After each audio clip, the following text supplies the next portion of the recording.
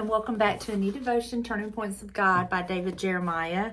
Today's title is Our Need, God's Choice, and it's found on page 42. Our scripture comes from the book of Mark, chapter 6 and verse 50, and I'll be reading that from my King James Bible.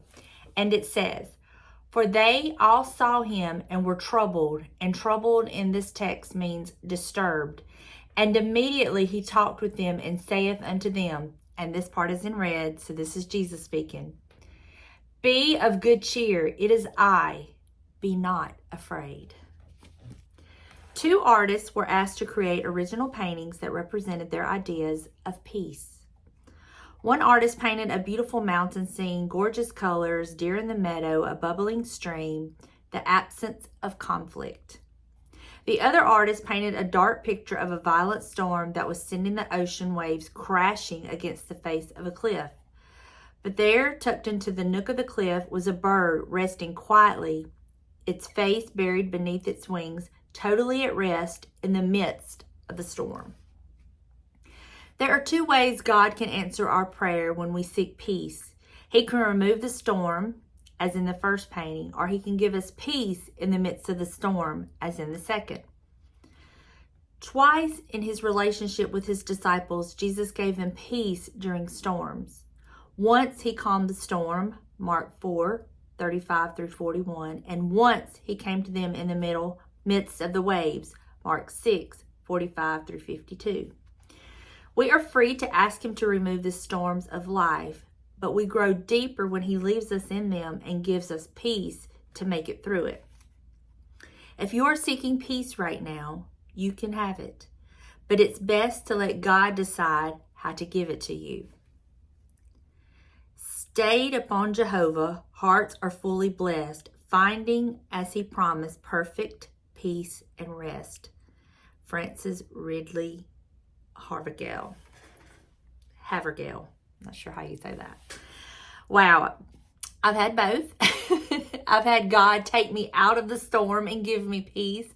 And then I have had God give me a peace in the midst of the storm. And recently, one of the storms was when James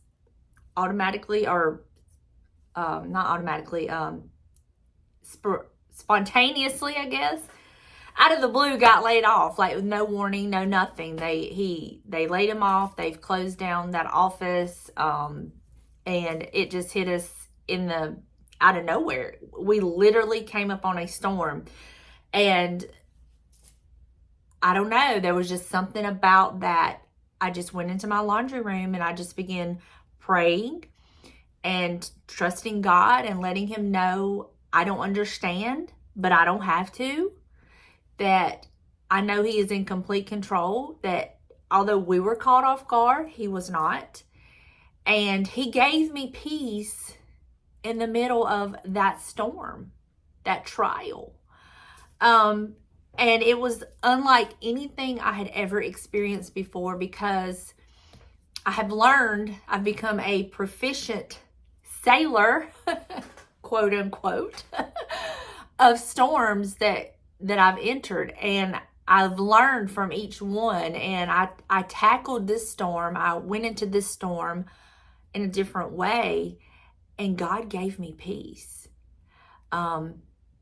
It's amazing when he does that, because it's like, if you've ever experienced, you'll know there are really no words to explain it, but it was unlike anything I've ever felt before.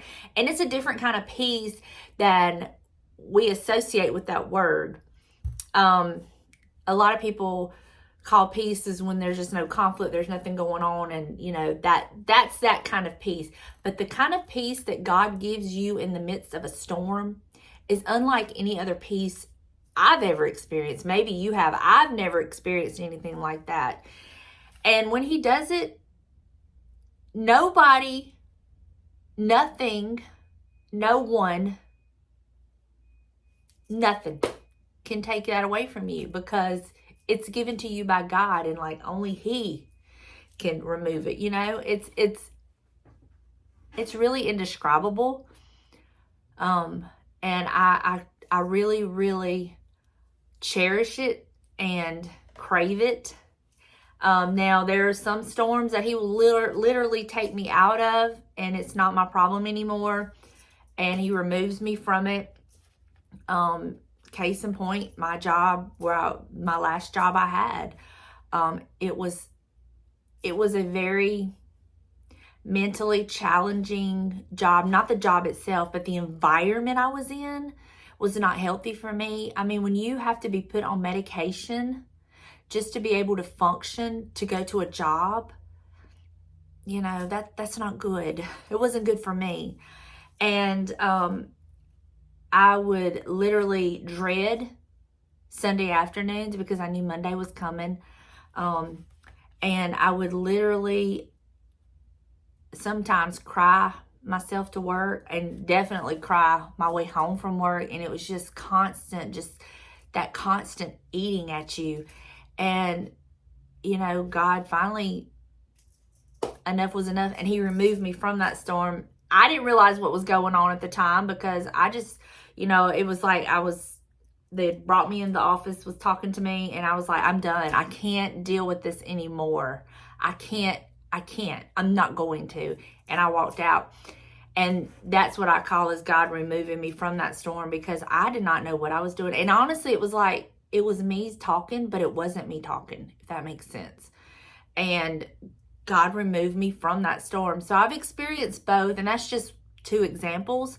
There's been many, many other examples. And then there's been times that I've been in storms that peace didn't come immediately, that I had to continually seek peace and ask God for peace, because I feel like if he would have given me peace instantly, then I would not have learned the lessons that I needed to learn, that I could then take with me as I encountered other storms. You know, we only get experience if we go through things, and that's with anything in life.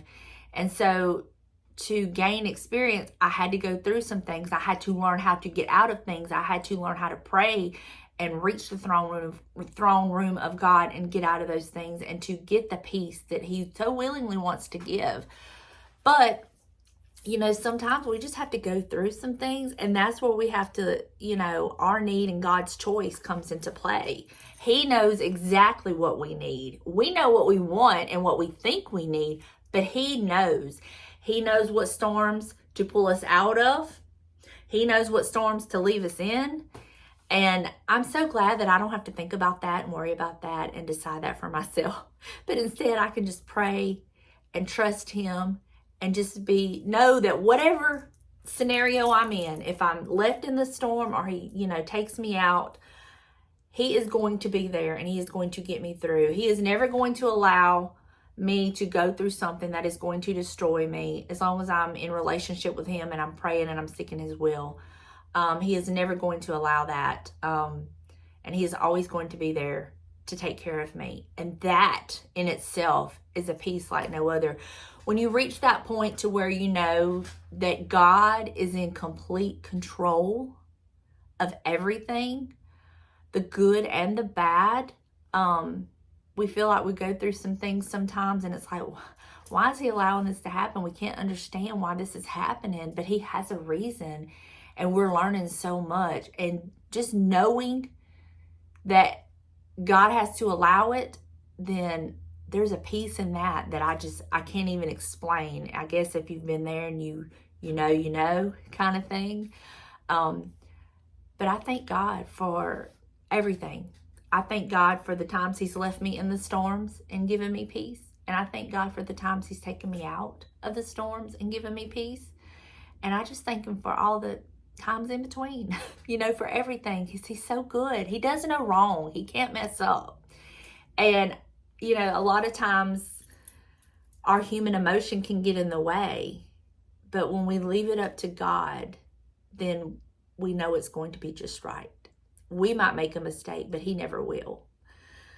Wow, I love this. I love the reminders. I love being able to reflect back on different things that I've went through in my life, and looking back how I can see God's hand in all of it. I can. It's just, that in itself is peaceful to me. So which painting would you think would represent peace? The beautiful mountain scene, gorgeous colors, deer in the meadow, and bubbling stream, or